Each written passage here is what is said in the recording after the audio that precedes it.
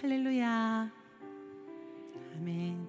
주님을 찬양합니다. 우리에게 호흡을 주신 하나님, 우리의 삶을 주관하시는 하나님, 이 시간 우리 가운데 거하고 계신 그 하나님을 집중하여서 찬양하는 그런 귀한 시간 되기를 원합니다. 우리의 삶의 주관자 되셔서 우리를 선한 길로 인자하심으로 내 평생에, 나의 평생에 늘 함께 하시는 그 하나님을 향하여 달려간 후에 주님의 얼굴을 뵙고 주의 품에 안기리기를 원합니다.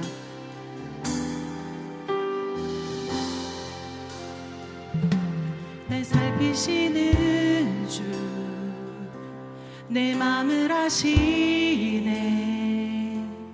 내가 주를 더욱 사랑하길 원하네. 한 번 더요.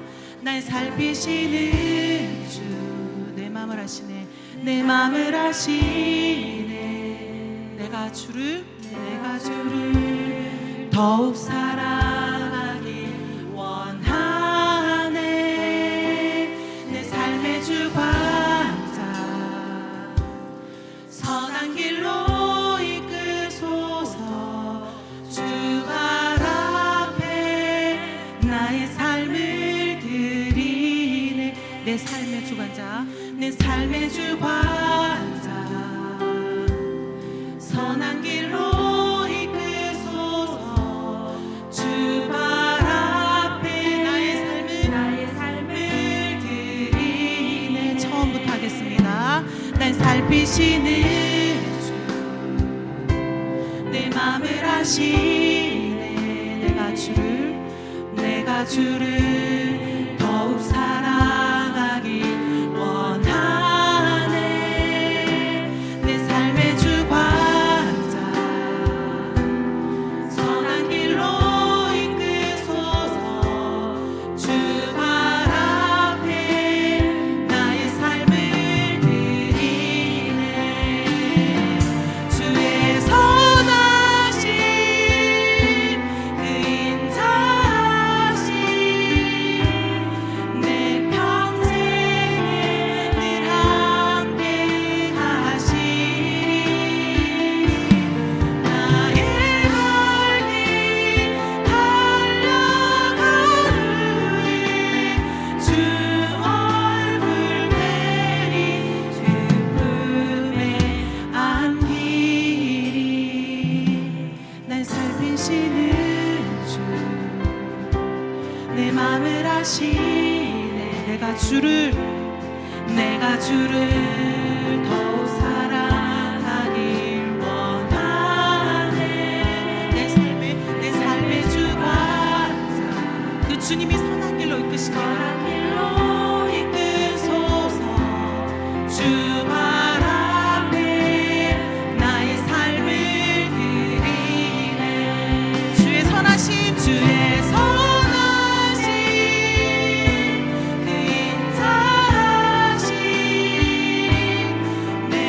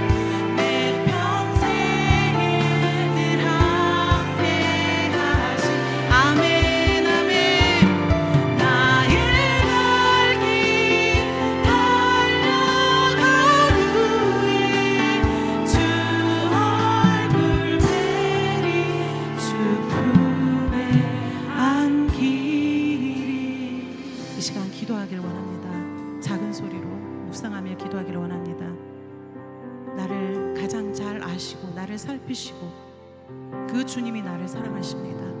지금 이 순간도 우리의 상태가 어떻든 어떤 마음으로 앉아있든 우리를 살피십니다. 우리의 마음을 모두 아십니다. 그 주님의 선하심, 인자하심이 내 평생에 함께 하시는지 그렇게 고백하시는지, 그렇지 않다면 주님 그렇게 되기를 원합니다 하고 간절히 기도하시기를 원합니다.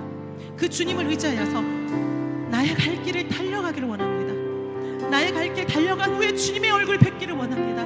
그 주님의 품에 안기기를 원합니다 하는 마음으로 간절히 주님의 이름 부르고 기도하겠습니다. 주여 주님 그렇습니다.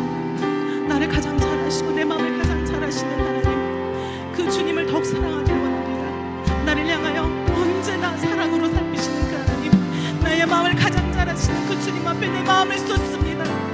주님, 나의 삶을 주관하시는 주님, 아버지 선한 길을 이끄시고 아버지 언제나 인자심으로 나의 평생에 함께 하시는 그 주님을 의지하기를 원합니다. 내 평생에 함께 하시는 그 선하심과 인자심을 보게 하여 주시옵소서. 아버지 그 주님을 의지하여서 나의 삶을 다하여 달려갈 길을 달려가게 하시고, 주님 나의 삶을 아버지 내 갈 길을 다 달려가는 주님의 얼굴을 보이고 주님의 품에 안기기를 원합니다. 주님 그 주님 보게 하여 주시옵소서. 아버지 시간 우리 간절히 원할 때 주님 아버지 우리 가운데 주님 이렇게 일하여 주시옵소서. 더럽고 추악한 우리들의 모든 죄를 깨끗게 하시는 것은 오직 예수의 피입니다. 이 시간 변치 않는 주님의 사랑과 거룩한 보혈의 공로를 우리 함께 힘차게 찬양하며 나가길 원합니다.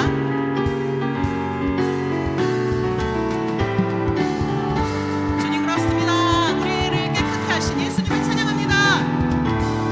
할렐루야. 변찮는 주님의 사랑과 거룩한 보혈의 공로를 우리 다 찬양해 갑시다. 주님을 만나볼 때까지. 아멘. 예수는 우리를 깨끗게 하시는 주시니 그의 피가 우리를 깨끗게 합니다. 아멘. 우리를 눈보다 더하게 하셨네. 우리를 깨끗게 함기는 무궁한 생명의 물이새. 생명의 구원을 받은 자 주님을 다 찬양하기를 원합니다. 아멘. 하나님 찬양을 합시다. 아멘. 예수는 우리를 깨끗게 하시는 주시니 그의 피 우리를 눈보다 더히게 하셨네. 주님의 거룩한 보혈은 날마다 힘으로 간증해. 아멘. 담대히 싸우며 나가. 언제까지요? 정국에 들어갈 때까지. 아멘. 예수는 우리를 깨끗게 하시는 주시니 그의 피 우리를 눈보다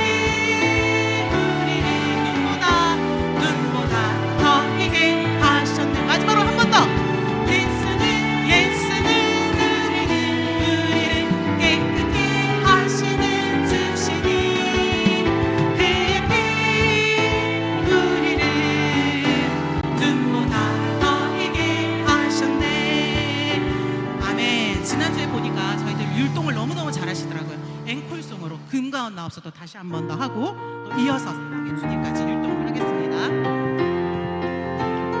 금가운 나옵소서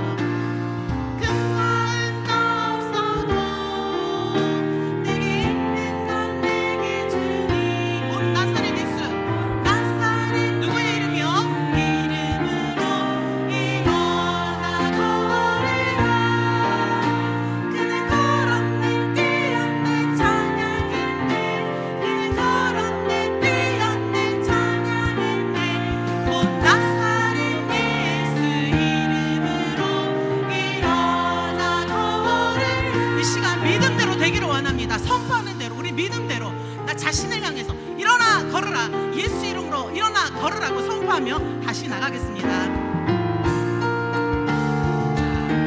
몸과 소리로 우리 하나님을 찬양하겠습니다.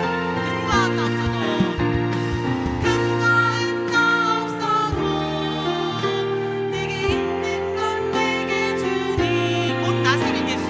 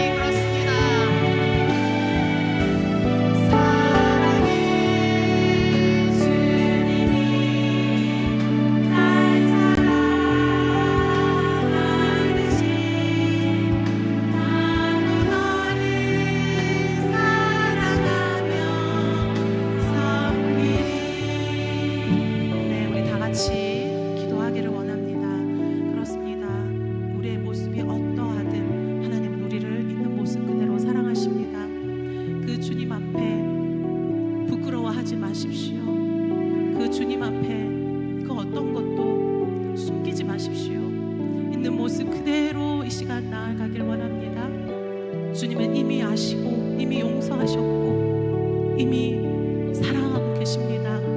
내 속에 사랑이 없는 것도 알고 계십니다. 주님, 주님의 사랑 더 알기를 원합니다. 주님의 사랑으로 또한 사랑하기를 원합니다 라고 간절히 기도하시기를 원하고요. 그리고 나라와 민족을 위해서, 그리고 우리 교회를 위해서, 또 캐나다 선교에 있는 그 현지를 위해서, 오늘 예배를 위해서, 우리 특별히 청소년 수련회를 위해서, 다음 세대인 청소년 보석가도 같은 이 세대를 위해서 우리 주님의 이름 한번 간절히 부르고 기도하며 나아가겠습니다. 주여, 주님 그렇습니다. 아버지, 우리를 사랑하시는 하나님, 우리의 모습이 있는 그대로 사랑하시는 하나님, 내 모습이 없는 주님이 나를 사랑하시니 주님 감사합니다. 아버지, 주님 앞에 숨길 것이 없고 그 사랑 앞에 저희들이 감출 것이 없으니 주님, 그 사랑 앞에 주님 나가기를 원합니다. 우리 사랑하시는 하나님, 우리 속에 사랑을 부어주셔서 그 하나님의 사랑으로 채워주시기를 원합니다. 그래서 우리가 서로 사랑하기를 원합니다. 아버지, 내 속에 사랑이 없음을 고백합니다. 주님, 주님의 사랑으로 채워주셔서 사랑이 무엇인지 알게 해주시고 주님께서 주시는 그 사랑으로 우리가 서로 사랑하며 섬기는 아름다운 예배 공동체 되게 하여 주시옵소서. 아버지, 이 나라와 민족을 주님께서 긍휼히 여겨주시고 아버지, 주님께서 사신 아버지 이 나라와 민족이 정말 하나님의 말씀대로 성경대로 아버지 땅이 아버지 세워지기를 원합니다. 하나님을 두려워하고 하나님을 경외하는 나라와 민족이 되게 하셔서 정말 주님 아버지, 주님께서 회복케 하시고 부흥케 하시는 은혜가 아버지 이 땅 가운데 부어지기를 주님 간절히 소망합니다. 세워진 모든 교회마다 주님께서 아버지 선으로 주님께서 세워주셨으니 아버지 예수 그리스도의 피로만 값진 바 되었으니 아버지 예수 그리스도의 보혈의 피로 말미암아 저희들이 사신 바 되었으니 주님 아버지 저희들이 그 은혜대로 살아가시도록 주님께서 인도해 주시옵소서. 아버지, 그래서 주님 오시는 그날까지 저희들이 사명을 다하는 것 우리가 되게 도와주시옵소서. 아버지, 또 선교를 나가 있는 캐나다 선교 한 사람 한 사람을 주님께서 기억하시고 성령이 기름 부어주셔서 그 시간 참으로 주님께서 예배하신 놀라운 은혜가 있기를 원합니다. 모든 사단의 권세를 물러가게 하시고 아버지, 혹시 살아 역사하신 하나님의 역사가 그 가운데로 나면 아버지 역사 이렇게 하여 주시옵소서. 수많은 간증이 일어나게 하시고 생명 살리는 일이 일어나게 하여 주시옵소서. 아버지, 이 시간 주님 앞에 나아가며 예배하기를 원합니다. 주님이 기뻐 받으시는 예배 될 수 있도록 아버지 말씀 가운데 아버지 선교사님 입술을 통하여서 학자의 깨달음과 입술을 허락해 주실 때 우리가 하나님의 말씀으로 듣는 우리가 되게 하여 주시옵소서. 사랑해 주님 감사합니다. 우리를 사랑하시는 하나님, 그 사랑이 우리의 능력이 됨을 하나님 찬양합니다. 아버지, 그 사랑으로 우리 채워주시고 그 사랑으로 사랑하게 하여 주시옵소서. 이 나라와 민족 가운데 하나님의 그 사랑이 부어지게 하시고 하나님을 경외하며 두려워하는 아버지 모든 지도자들이 되게 하여 주시옵소서. 주님께서 세우신 모든 교회가 정말 하나님을 예배하는 예배 공동체로 하나님이 기뻐하시는 그 사명을 주님 오시는 그날까지 감당케 하여 주시옵소서. 성교의 지혜에 있는 아버지 모든 한 사람 한 사람 주님 눈동자와 같이 지켜보호하여 주시고 성령 충만함으로 기름 부어주셔서 주님께서 예배하신 모든 사역 가운데 은혜가 부어져 정말 주님을 찬양하고 주님만 드러내는 귀한 시간 되게 하여 주시옵소서. 이 시간 주님 말씀하여 주시옵소서. 저희들이 듣겠습니다. 아버지, 보석가도 같은 이 다음 세대들 주님 축복하여 주시고 주님의 사랑으로 채워 주시옵소서. 예수님의 이름으로 기도합니다. 아멘. 저에게 하나님은 세상에 없어서는 안 되실 목자이신 하나님이십니다. 사랑을 주시는 분이요. 저에게 하나님은 신실의 하나님입니다. 친구들과 재밌는 추억 쌓기. 청소년부 사람들과 친해질 수 있는 기회인 것 같아서 좋고 정성윤 목사님의 예배를 통해 하나님을 만날 수 있을 것 같아서 기대됩니다. 전 물놀이밖에 없네요.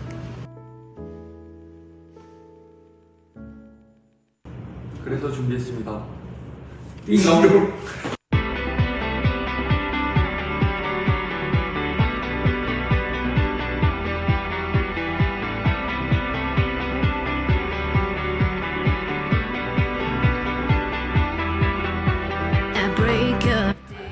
이름 많으니까 걱정 말고 오라고. Rise, tune our hearts into your beat. Where we walk, there you'll be. With fire in our eyes, our lives alight.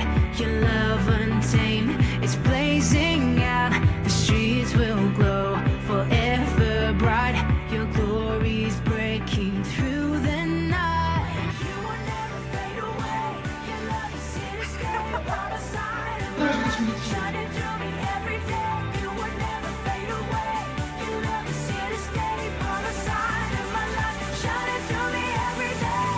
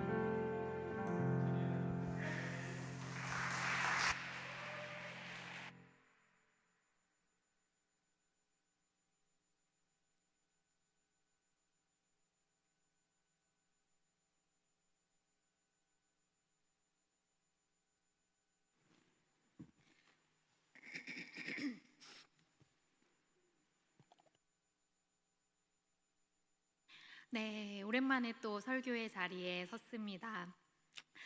벌써 어느덧 2025년이 절반이 지나가고 저희 교회도 지난 주일 1학기 사역을 마무리하면서 사랑방이 방학에 들어갔습니다. 그리고 새벽 기도도 성경 통독으로 전환이 되고 월요일에는 캐나다 단기 선교 팀도 출발하면서 본격적인 이제 여름 사역이 시작된 것이죠. 벌써 이렇게 여름이라니 시간이 정말 쏜살같이 지나가는 것 같습니다. 성도님들은 올 이 상반기 잘 보내셨습니까? 하나님 안에서 새해에 다짐했던 것들을 잘 지켜가고 계신지요? 또한 우리가 새해마다 항상 이렇게 서로에게 덕담을 주고받지 않으십니까? 새해 복 많이 받으세요 라고 이렇게 인사했던 것처럼 혹시 성도님들의 상반기도 하나님의 복으로 충만했는지 저는 좀 궁금해지더라고요. 그래서 이렇듯 우리는 모두 복 받기를 원합니다. 그리고 하나님께서 우리에게 복 주시기를 날마다 소망하며 기도합니다. 그래서 오늘은요, 말씀을 통해서 하나님께서 주시는 복이 무엇인지, 그리고 그 복을 받기 위해서는 우리가 어떻게 살아야 할지 함께 살펴보면서 남은 2025년 하반기에도 나와 우리 가정, 그리고 우리 교회, 우리 나라가 하나님의 복으로 충만하게 되기를 주님의 이름으로 축복합니다. 먼저 하나님의 말씀을 읽고 시작하도록 하겠습니다. 오늘 함께 읽으실 하나님의 말씀은 역대상 13장 1절에서 14절까지의 말씀입니다. 역대상 13장 1절에서 14절까지의 말씀입니다. 네, 제가 한 절, 여러분들이 한 절 교독하도록 하겠습니다.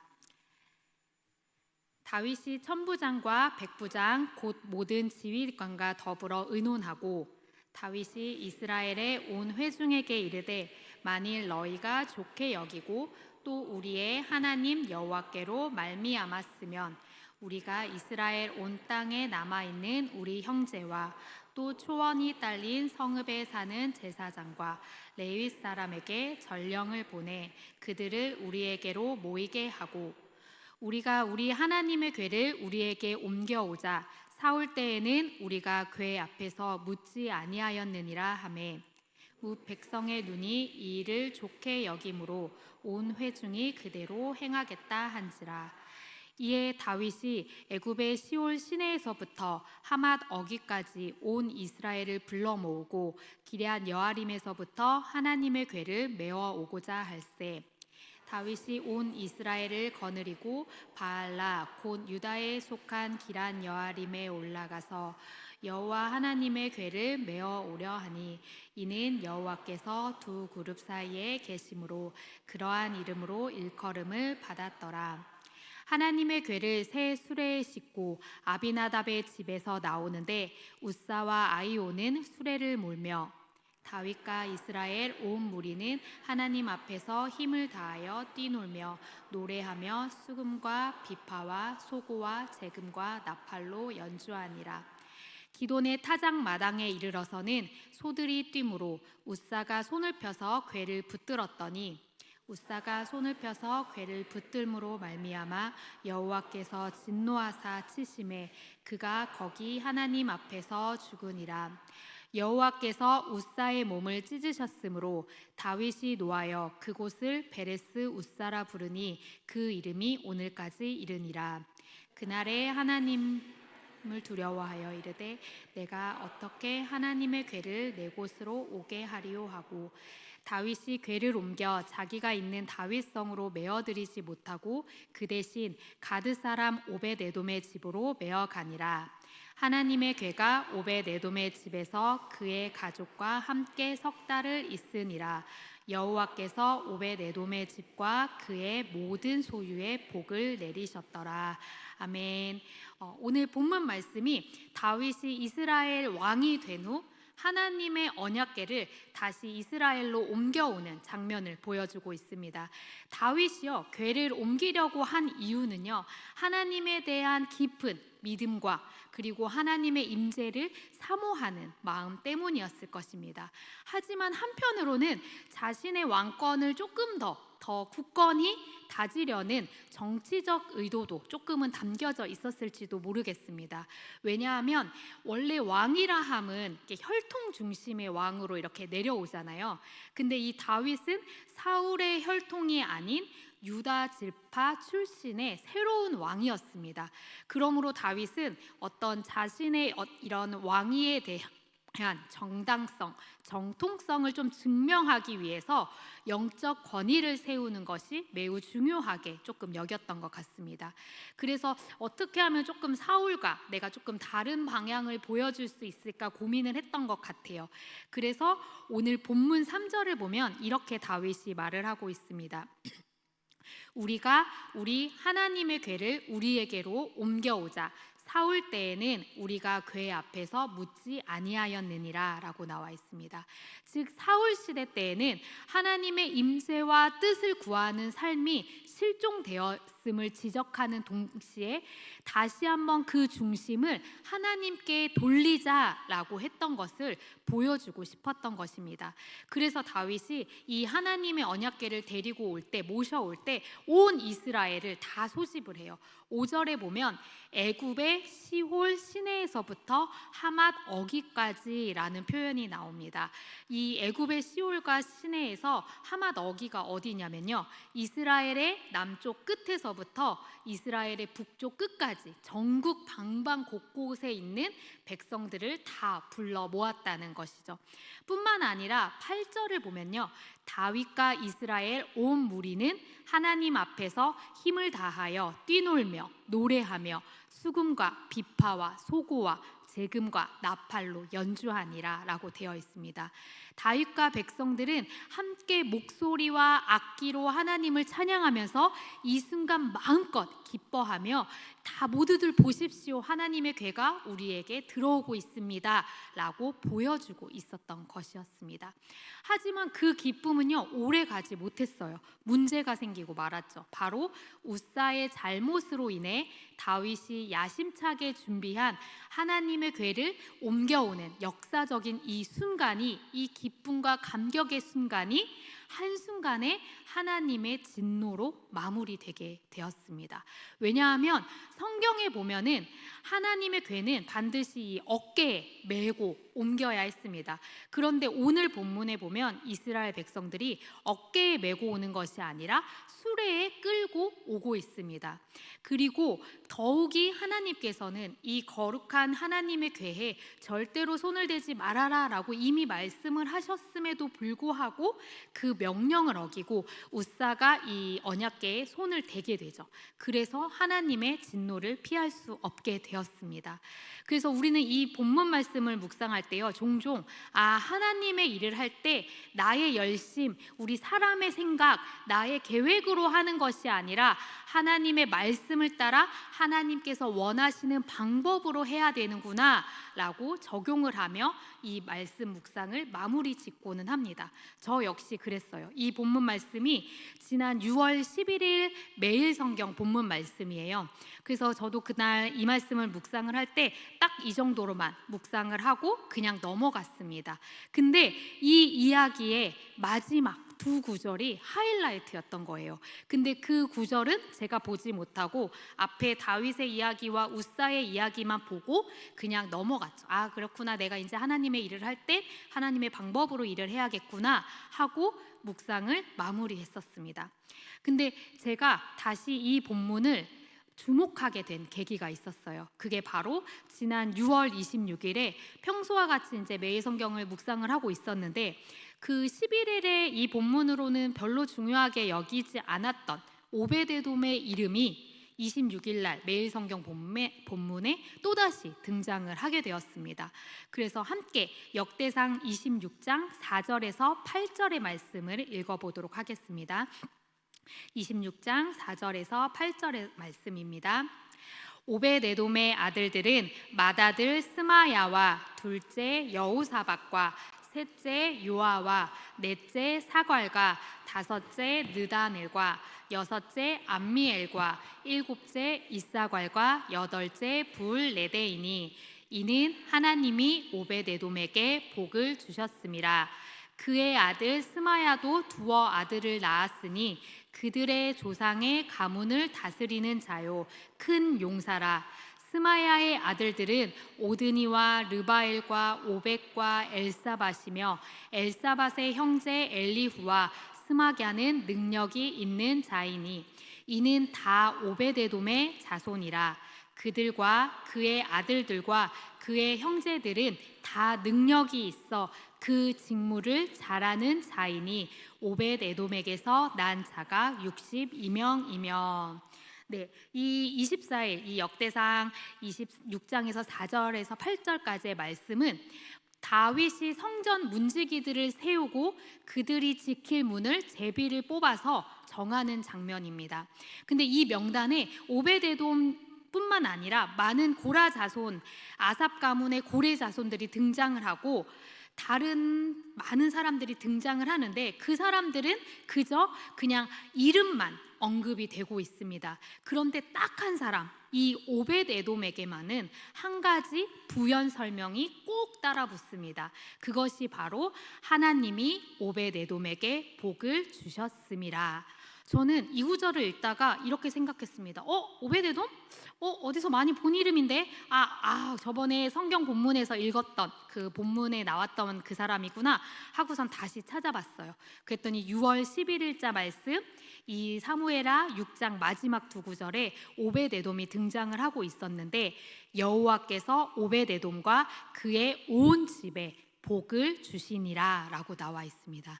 그때 제가 이때 받은 이 복이 그냥 그 순간 한순간으로 끝난 복이 아니라 하나님의 궤를 잠시 맡았던 일로 인해 받은 그 복이 시간이 지나도 여전히 오벳에돔이라는 이름 뒤에 복이 항상 따라다니고 붙이게 되었구나라고 이런 생각이 제가 들게 되었습니다. 그래서 문득 궁금해졌어요. 그럼 과연 오벳에돔이 받은 복은 무엇일까?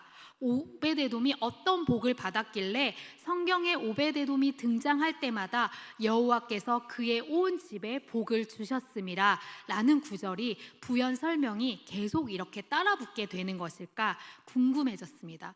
물론 우리는 신앙적으로 잘 알아요. 성경에서 말하는 복은 결국 하나님을 가까이 하는 것이 내게 복이다 라고 이렇게 항상 얘기합니다. 시편 73편 28절에도 하나님을 가까이 함이 내게 복이라 라고 나와 있습니다. 맞습니다. 하나님이 나의 전부가 되시고 하나님을 가까이 하는 것이 나의 삶의 가장 큰 기쁨이고 복이라는 것이 우리 신앙의 중심이 되어야 합니다. 그런데 솔직히 말하자면요, 어떨 때는요 우리도 가끔은 눈에 보이는 딱 누가 봐도 딱 그 복, 저 사람 복 받았다 하는 그 복 받고 싶을 때 있지 않습니까? 하나님 나도 좀 복 받고 싶습니다. 딱 봐도 저 사람 진짜 하나님이 복 주셨다 라고 할 정도의 복, 눈에 보이는 복, 하나님께서 가까이 하심이 나의 복입니다 이런 그런 추상적인 복 말고 진짜 내 삶 속에서 충만하게 일어나는 복을 나도 누리고 싶습니다 라고 고백할 때가 있지 않습니까? 그 복을요 지금 이 오벳에돔이 받고 있는 것입니다. 그 사무엘하 6장 12절의 말씀을 함께 보시겠습니다. 어떤 사람이 다윗 왕에게 아뢰어 이르되 여호와께서 하나님의 궤로 말미암아 오벳에돔의 집과 그의 모든 소유에 복을 주셨다 한지라. 사무엘하 6장 12절에를 보면 구체적으로 어떤 복을 받았는지는 나와 있지 않습니다. 다만 여호와께서 오벳에돔에게 집과 그의 모든 소유에 복을 주셨다라고만 나와 있습니다. 그런데 이 복이요 얼마나 대단했는지 소문이 날 정도였습니다. 불과 3개월, 이 단 3개월 만이었는데도 오벳에돔의 집이 눈에 띄게 달라진 것입니다. 사람들이 그렇게 말했을 거예요.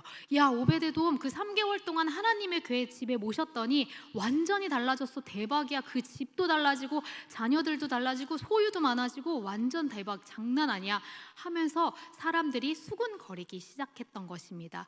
그리고 온 동네에 오벳에돔이 복받았다라는 것들이 소문들이 쫙쫙쫙쫙 퍼지고 결국에는 그 소문이 다윗의 왕까지 다윗의 왕의 귀에까지 들어가게 됩니다. 다윗이 하나님의 궤를 다시 모셔올 결심을 한 이유가 바로 오벳에돔이 받은 복 때문이었습니다. 도대체 어떤 복이었길래 왕이 다시 하나님의 궤를 모셔오게 할 정도로 그 복이 대단했을까? 성경은 그 내용을 구체적으로 설명하지는 않지만 우리는 분명히 알 수 있습니다. 그 복은 누가 봐도 분명한 눈에 띄는 복이었고 주변 사람들이 인정할 수밖에 없는 변화였습니다. 뿐만 아니라 아까 함께 읽었던 역대상 26장 8절 말씀을 보면 이렇게 기록되어 있습니다. 이는 다 오벳에돔의 자손이라. 그들과 그의 아들들과 그의 형제들은 다 능력이 있어 그 직무를 잘하는 자이니 오벳에돔에게서 난 자가 62명이며 오벳에돔이 받은 복은요 단지 자기 자신이나 나의 소유에서 복 받는 거에서 끝이는 것이 아니라 그 복은 자신과 자신의 소유를 뛰어넘어 나의 자손들까지 나의 후손들까지도 흘러가게 만드는 복이었습니다. 그의 아들들과 형제들 즉 그 가문 전체가 다 능력이 있고 맡은 직무를 잘 감당하는 사람으로 인정받게 됩니다. 그리고 그의 후손 62명이나 되는 사람들이 성전 문지기, 그것도 아무나 설 수 없는 영광스러운 자리에 세워지게 됩니다. 사랑하는 성도 여러분, 우리 모두도 이러한 복을 사모하지 않습니까? 사실 우리 자녀들이 어디를 가든지 인정받고 능력 있고 맡은 일을 잘 해내는 사람들이 되기를 소망하지 않습니까? 너 자녀 보니까 진짜 똑똑하지, 믿음 있지, 인격 있지, 성품 좋지, 실력 좋지, 이런 그런 칭찬 받고 싶지 않습니까? 오벳에돔이 바로 그런 복을 받은 사람이었습니다. 그런데요, 여러분, 이 오벳에돔의 원래 삶이 더 놀랍습니다.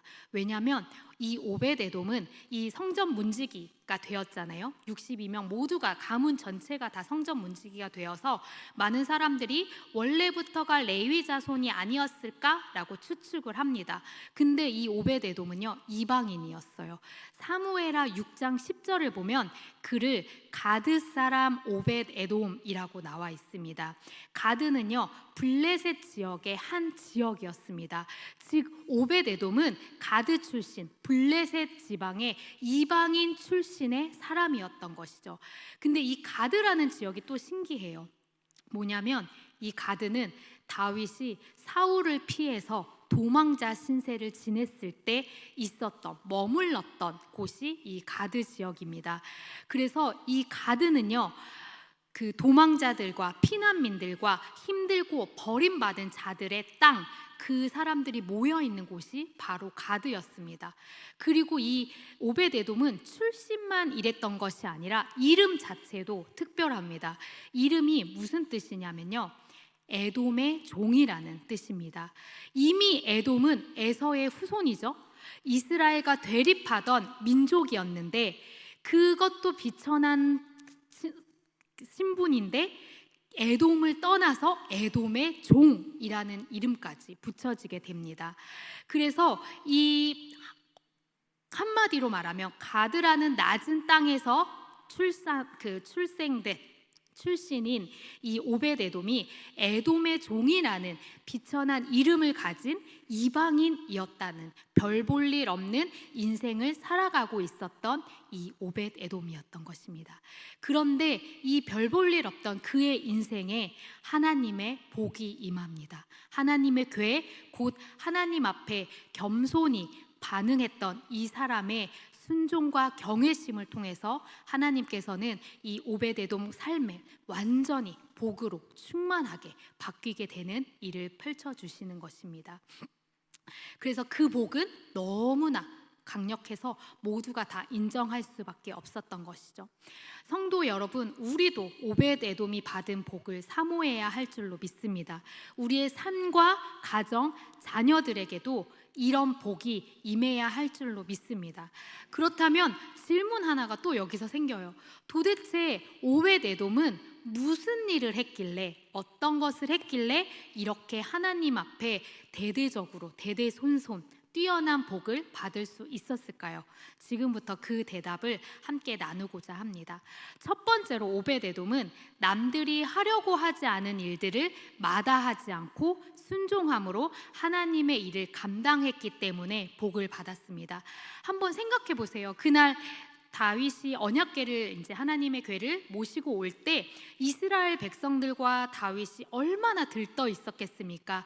하나님의 이 궤를 모셔오는 장면을 보기 위해 이스라엘의 북쪽 끝에서부터 남쪽 끝까지 모든 사람들이 모이고 함께 한 마음으로 찬양하고 노래하며 악기로 그렇게 하나님을 찬양하면서 모두가 기뻐하고 축제 같은 분위기의 순간이었을 것입니다. 그리고 사람들이 이렇게 외쳤을 거예요. 하나님의 궤가 우리에게 돌아왔다. 이제 전쟁도 이길 것이고 우리는 무서울 것이 없다 하면서 사람들이 선포하면서 찬양하며 기쁨으로 나아갔을 것입니다. 그런데 그 감격은 오래가지 못했어요. 우사의 죽음으로 인해 현장은 순식간에 다 아수라장이 되어버렸습니다. 기쁨의 상징이었던, 승리의 상징이었던 그 하나님의 궤가 한순간에 두려움과 공포의 대상으로 바뀌게 되어버린 것이죠. 다윗도 당황했습니다. 내가 원하던 그림이 이게 아닌데, 나는 이 궤만 들어오기만 하면 다 될 줄 알았는데 갑자기 막 이 궤로 인해서 죽음이 일어나고 하나님이 진노하시고 이런 일이 벌어졌으니 이 왕으로서 얼마나 당황했었겠습니까? 그래서 다윗이 사무엘하 6장 10절을 보면 다윗이 여호와의 궤를 옮겨 다윗성 자기에게로 메어 가기를 즐겨하지 않고 라고 나왔습니다. 처음에는요, 다윗이 기뻐하면서 모든 백성들 다 모아서 함께 찬양하며 노래하며 하나님의 궤를 데리고 옵시다, 모셔옵시다 이렇게 고백했는데 한순간에 우사의 죽음으로 인해 다윗의 마음도 바뀌어 버립니다. 하나님의 궤를 다윗성으로 메고 오기를 즐겨하지 아니하고 라고 다윗의 마음도 바뀌어 버리는 것이죠. 근데 그게 다윗만 그랬겠습니까? 그 자리에 있던 그 누구도 하나님의 궤를 맡으려고 하지 않았을 것입니다. 혹시라도 또 내가 잘못 건드렸다가 죽을 수도 있고, 그리고 모두가 다 이제 모른 척하고 뒤로 물러서고 고개를 돌렸을 것입니다. 그래서 다윗도 물었겠죠. 혹시 이 궤를 맡아주실 분 계십니까? 라고 물어봤을 거예요. 근데 아무도 그 응답에 답하는 사람들이 없었습니다. 누구 하나 선뜻 손을 들지 않았습니다. 근데 그때 그 궤를 비천한 출신 에돔의 종이라는 이름을 가진 이 오벳에돔이 맡게 됩니다. 물론 성경에는요, 오벳에돔이 자원을 했는지 아니면은 어쩔 수 없이 억지로 떠안게 되었는지는 정확히 나오지는 않아요. 그러나 분명한 건 자이든 타이든 그 궤를 자기 집으로 들이기로 선택한 사람은 바로 오벳에돔이라는 사실입니다. 그리고 그 순종이 아무도 하지 않고 아무도 자원하지 않았던 그 순종이 오벳에돔이 복을 받을 수 있었던 첫 번째 비결이었던 것입니다. 더 놀라운 건 이 궤가요, 딱 다윗이 처음부터 딱 3개월만 맡아주세요 이렇게 부탁했던 것도 아니었어요. 그냥 기약 없는 부탁이었어요. 그래서 언제까지 해야 되는지도 모르는 그 상황 속에서 오벳에돔은 그것들을 감당하려고 결심했던 것입니다. 저는 이 본문을 묵상하면서 과연 나라면 오벳에돔처럼 이럴 수 있었을까? 자원할 수 있었을까? 우리 집에 모시겠습니다라고 내가 할 수 있었을까? 이렇게 고민을 해봤어요. 근데 솔직한 대답은 저는 못했을 것 같아요. 저는 성격이 되게 계획적이고, 안 그래 보이시겠지만 규칙적이고 이렇게 변수들을 되게 싫어하는 사람이에요. 그래서 일정이 바뀌거나 내가 예상하지 못했던 일들이 이렇게 튀어나왔을 때 저는 엄청 당황하는 편이거든요. 그런데 어느 날 갑자기 아무 예고도 없이 갑자기 너희 집에 하나님의 궤를 모셔도 되겠느냐라고 이렇게 왔을 때 저는 바로 우리 집 좁은데, 우리 집 아직 안 치웠는데, 남편한테는 뭐라고 얘기하지? 남편 싫어할 것 같은데, 약간 이런 생각들부터 저는 벌써 머리에서 막 돌아갔을 것 같아요. 그리고 나 이거 감당 못할 것 같은데, 그리고 무섭잖아요. 사실 이거 잘못 만졌다가 죽고 이렇게 되면 어떻게 하겠어요.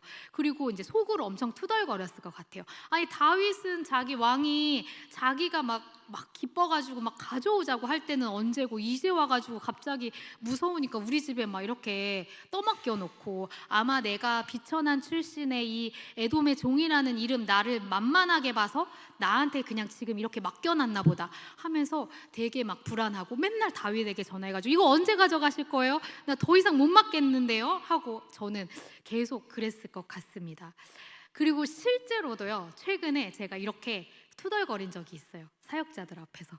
그래서 되게 부끄러운 얘기인데 얼마 전 사역자분들이랑 이제 여름 사역들 역할 분담을 이제 하려고 얘기를 나누고 있었는데 제가 울었어요. 저는 못하겠어요. 저 일 너무 많아요. 지금 상반기 내내 저 일했고 여름까지도 저는 이제 몸도 점점 무거워지고 저 이제 못할 것 같아요 하면서 제가 힘들다고 울었거든요. 근데 생각해보니까 집에 와서 돌아보니까 너무 창피한 거예요.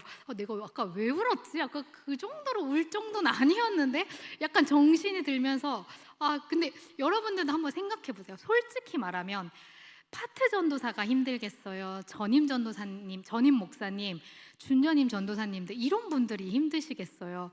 아니 진짜 힘들면 정성윤 목사님이 제일 힘들고 울려면 정성윤 목사님이 울어야지. 제가 지금 뭐 파트 전도사 나부랭이가 뭐 어디 그 찌끄레기가 어디 와가지고 저 힘들어요 하고 울 군번은 아니잖아요. 솔직하게 말하면. 근데 제가 그러고 나서 운 거예요. 너무 좀 집에 와서 생각하니까 너무 창피하더라고요. 나이도 41 돼가지고 이제 와가지고 힘들다고 막 울고 있는 게 조금 너무 좀 창피했습니다. 근데 그때 그날 밤에 제가 한 가지 생각나는 게 있었어요. 뭐였냐면 작년 연말에 제가 꿈을 하나 꿨거든요. 근데 담임 목사님께서 이채용 목사님께서 제 꿈에 나왔어요. 그래가지고 저보고 민전도사 이제 우리 교회 사역 안 해도 된다라고 그러시는 거예요. 그래서 내가 왜요? 저 지금 우리 교회 되게 만족하면서 또 우리 성도님들도 너무 좋으시고 우리 아이들도 너무 예쁘고 나 지금 사역 너무 재밌는데요. 왜요? 이제 했더니 새로 오시는 이제 목사님 부부가 계시는데 그 목사님 부부 중에 사모님께서 유치부 사역을 너무 잘하신다고 이제 그분께 유치부 사역을 맡기게 됐으니까 이제 너는 그만와도 된다 이렇게 얘기를 하시는 거예요. 근데 제가 그걸 듣는데 진짜 꿈이었는데도 불구하고 심장이 막 벌렁벌렁 하는 거예요. 그래서 꿈 꾸고 나서도 제가 진짜 그 마음이 진정이 안 됐어요.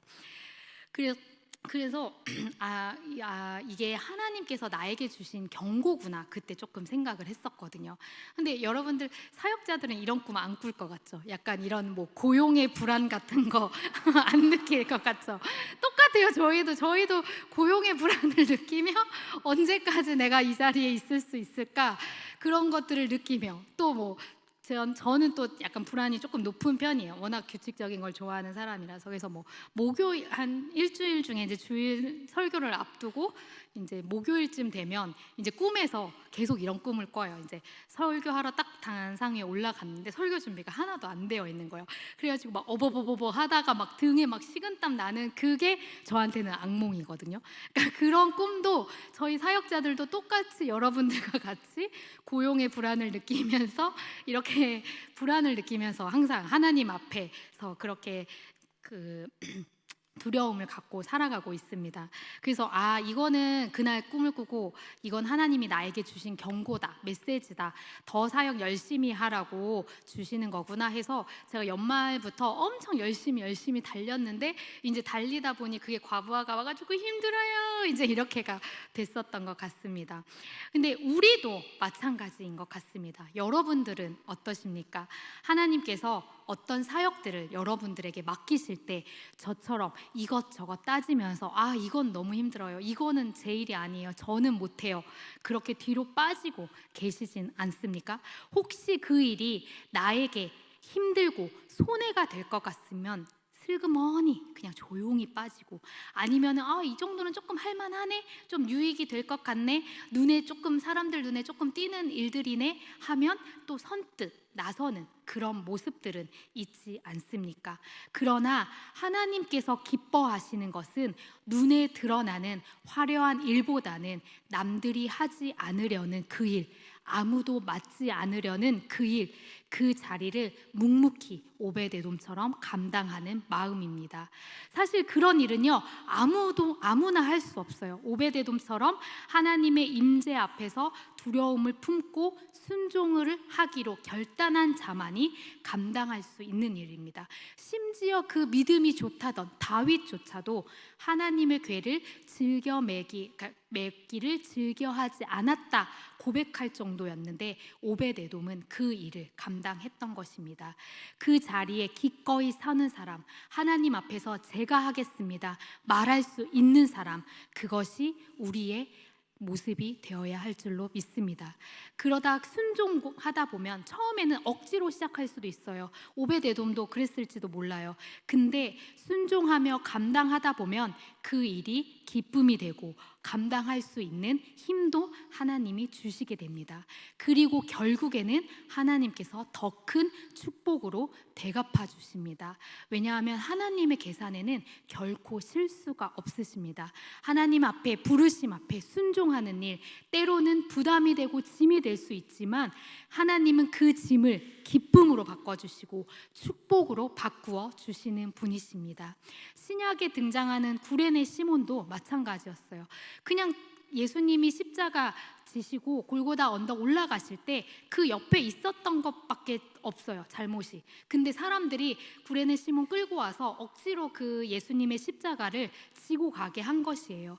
근데 그 억지로 시작된 짐이 결국 그 시몬에게는 예수님의 고난에 동참하는 역사적인 순간이 되었고, 그 시몬의 가정은 초대교회에서 신앙의 명문 가정으로 자리 잡게 되어집니다. 남들이 하려고 하지 않는 일들 억지로 시작할 수 있습니다. 그러나 그 자리가, 순종의 자리가 기쁨이 되고 축복이 되고 하나님께 복받는 자리가 될 줄로 믿습니다. 두 번째로 오베데돔이 복을 받을 수 있었던 비결이 바로 하나님을 경외하는 마음이었습니다. 사실 하나님의 궤는요, 이 오베데돔 집에 오기 전에 이미 아비나답이라는 사람의 집에 수십 년 동안 머물러 있었습니다. 그런데 놀랍게도요, 아비나답 집에 수십 년 동안 머물러 있었음에도 불구하고 성경에는 하나님의 복에 대한, 아비나답에 대한 기록이 단 한 구절도 등장하지 않습니다.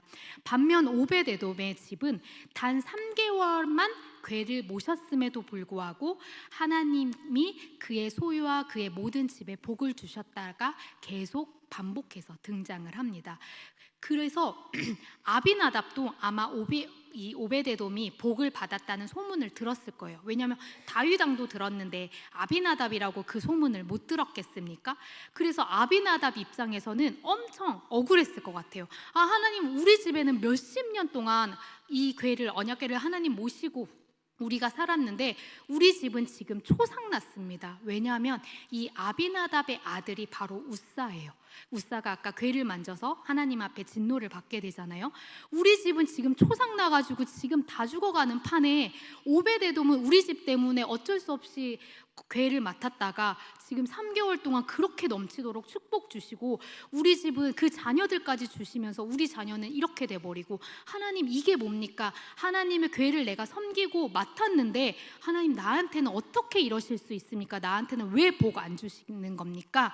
라며 이 아비나답이 따져 물을 수도 있었을 것 같습니다.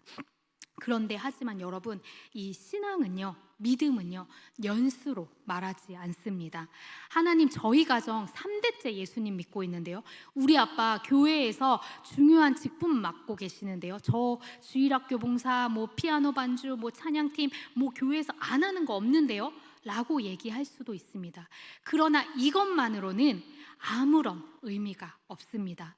왜냐하면 아비나답도 오베데돔도 똑같이 하나님의 궤를 섬기는 자리에 있었지만 복의 유무를 가리는 것은 시간이 아니라 바로 마음의 태도였기 때문입니다.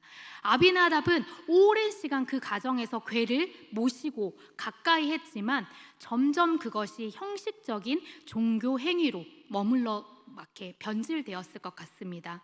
그러나 반면 오베데돔은 비록 갑작스럽고 두렵고 상황에서 어쩔 수 없이 맡게 되었지만 그 시간, 짧은 시간만큼은 온 마음을 다해서 하나님을 경외함으로 궤를 모셨던 것입니다. 하나님의 임재를 귀하게 여기며 그 궤를 가장 존귀한 손님처럼 섬겼던 마음이 하나님께서 오베데돔 집에 복을 내려줄 수 있었던 이유였습니다. 결국 이 둘의 차이는 경력의 길이가 아니라 경외의 깊이였던 것입니다.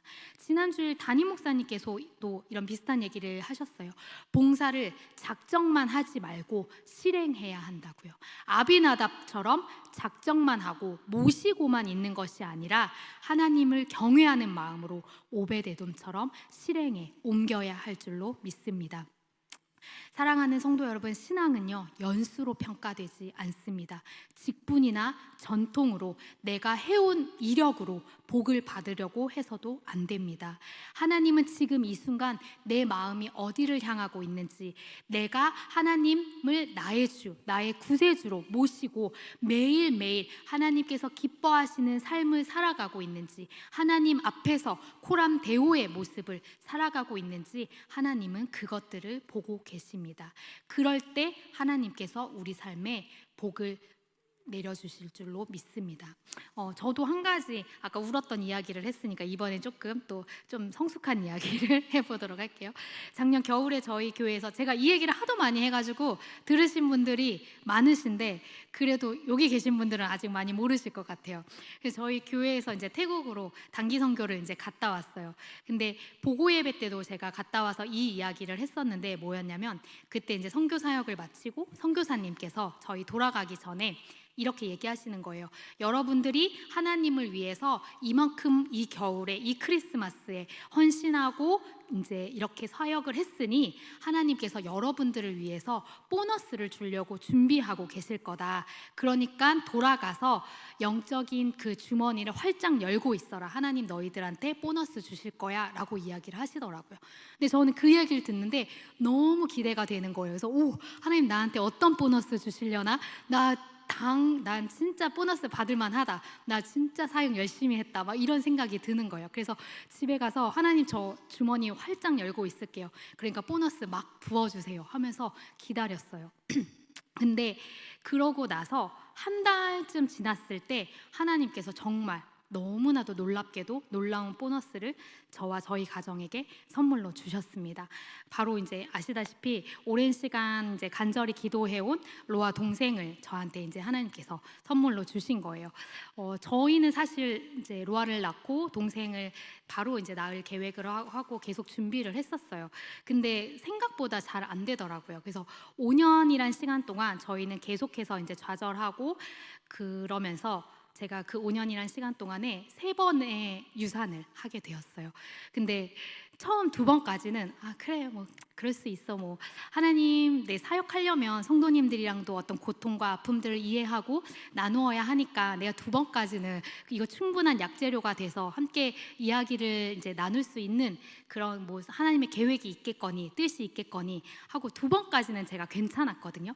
근데 작년 여름에 이제 또 한 번 제가 유산을 하게 됐는데 그때는 조금 약간 이렇게 뭐랄까 안 받아들여지더라고요. 아니 3번은 좀 심하지 않아요? 내 주변에 아무리 봐도 3번 유산한 사람은 없는데 약간 이런 생각이 들면서 이거는 조금 너무 아닌 것 같다. 하나님 이건 좀 너무 하신 것 같다. 이런 생각이 이제 되었습니다. 근데 그때 그 혼란과 슬픔이 막 찾아오고 있을 때 태국 이 단기 선교 겨울 단기 선교 제안이 들어왔던 거예요. 근데 사실 저는 여름에도 저희가 작년에 태국을 가고 싶었었잖아요. 근데 여름에도 태국을 갔었는데 그때도 저는 사실 가고 싶었어요. 근데 그때 제가 시험관 시술 1차를 이제 앞두고 있을 때라 저는 이제 못 갈 것 같습니다. 이제 다녀오십시오 하고서 뒤에서 이제 서포트만 해드리고 저는 이제 안 갔죠. 근데 그렇게 해서 이제 제가 임신을 그 시험관 시술을 우선순위로 두고 했을 때는 그래서 시험관 1차를 했고 그게 임신이 되었다가 유산이 됐어요.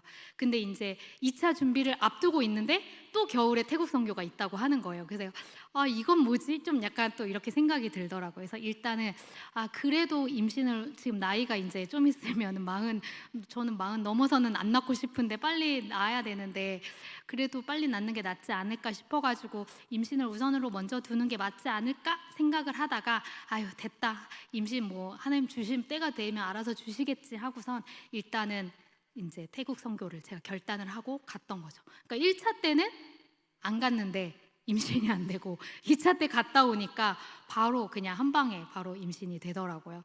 그래서 하나님께서는 정말로 그 헌신하는 사람들의 그 마음과 그 태도를 정말 기쁘게 받으시고 자신에게 헌신하고 그 사역하는 자들을 결단코 그냥 내버려 두시지 않으시는구나 라고 저는 분명하게 깨닫는 시간이었습니다. 이제 말씀을 마무리하고자 합니다. 하나님은 이런 분이십니다. 우리가 기꺼이 헌신하고 억지로라도 하나님의 일을 감당하려고 할 때 형식이 아니라 마음을 다해 하나님을 경외하고 그분의 일을 행할 때 하나님은 그 모든 수고와 눈물을 기억하십니다. 그리고 그 수고에 대해 결코 외면하지 않으십니다. 하늘에서부터 폭포수처럼 은혜와 축복을 쏟아 부어주실 준비를 하고 계십니다. 우리는 오베데돔처럼요 기꺼이 순종하는 자가 되기만 하면 됩니다. 저는 이번 설교를 준비하면서요 우리 교회 안에 헌신하는 많은 분들이 떠올랐어요. 모든 모임 때마다 항상 그 자리에 계시는 분들, 또 땡볕에서 주의 일들을 해나가시면서 땀 흘리면서 자신의 시간과 자신의 마음과 자신의 재정을 들여서 하나님 앞에 헌신하는 분들, 또 이렇게 어떤 사역에 동참하는 것이 아니라 저는 이번 가족 페스티벌 때도 우리 주필숙 집사님이나 정은주 원사님 그 사랑방 부분을 보면서 모든 프로그램 하나하나에 기쁨으로 참여하는 그 모습이 저는 너무 감격스럽더라고요. 그렇게 나도 노년에 저렇게 그냥 교회 일에 항상 교회에서 무슨 행사가 하면 그냥 항상 제일 1순위로 가서 내가 참여하고 이러는 사람이 되고 싶다, 이런 마음이 들 정도로 이렇게 교회에 헌신하는 한 분 한 분들이 떠오르더라고요. 그래서 저는 그분들을 놓고 기도했어요. 하나님, 저분 지금 카페 트레일러 저렇게 수고하고 봉사하고 계시는데 오베데돔처럼 복 주시옵소서. 자녀가 축복받게 하여 주시고 그 가정이 형통하게 하시고 그 재정과 물질의 축복들 마구마구 부어 주십시오 라고 한 분 한 분 떠오르시는 분들, 여름에 식당에서 봉사하시는 우리 권사님들, 여러 우리 주일학교 우리 선생님들 한 분 한 분 떠오르면서 이런 기도를 올려드렸습니다. 그런데 제가 더 바라는 것은요, 더 많은 성도님들이 이 복된 사역 가운데 동참하기 원합니다. 그래서 우리 교회 모두가 하나님께로부터 누가 봐도 인정할 수밖에 없는 그 축복을 받는 이번 2025년 하반기가 되었으면 진심으로 좋겠습니다. 그래서 그 은혜를 기대하면서 하나님, 나도 오베데돔처럼 기꺼이 하나님의 교회 우리 집에 내가 모시겠사오니, 나의 삶에 하나님의 교회 모시겠사오니, 하나님 우리 가정, 내 자녀, 내 삶, 내 모든 영역 축복하여 주시옵소서. 우리 교회 부어 주시옵시고 이 남은 하반기 동안에도 하나님의 복으로 충만한 시간 되게 하여 주시옵소서라고 우리 좀 그 말씀들을 붙잡으시면서 눈에 보이는 축복들 달라고 기도하면서 나아갔으면 좋겠습니다. 우리 함께 주님 말씀하시면 찬양 부르시면서 결단하며 우리 기도하도록 하겠습니다.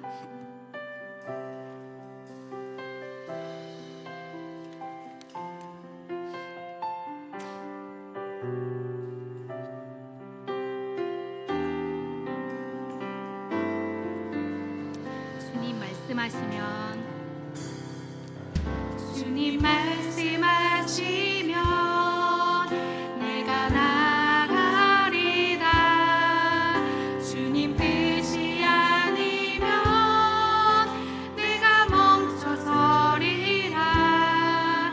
나의 가고 서는 건 주님 뜻이 있으니 오 주님 나를 우리 한 번 더 고백하십시다. 주님 말씀하시면 내가 나가리라.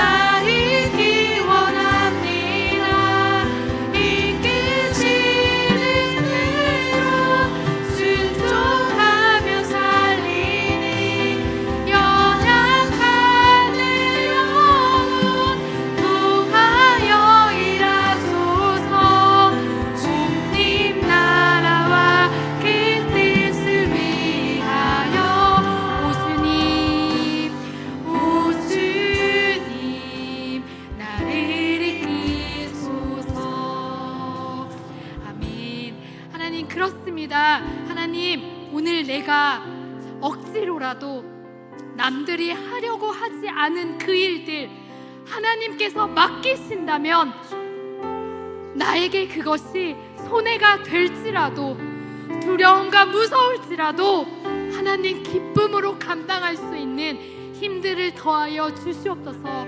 내가 이 밤 가운데 결단하며 하나님 앞에 나아갑니다.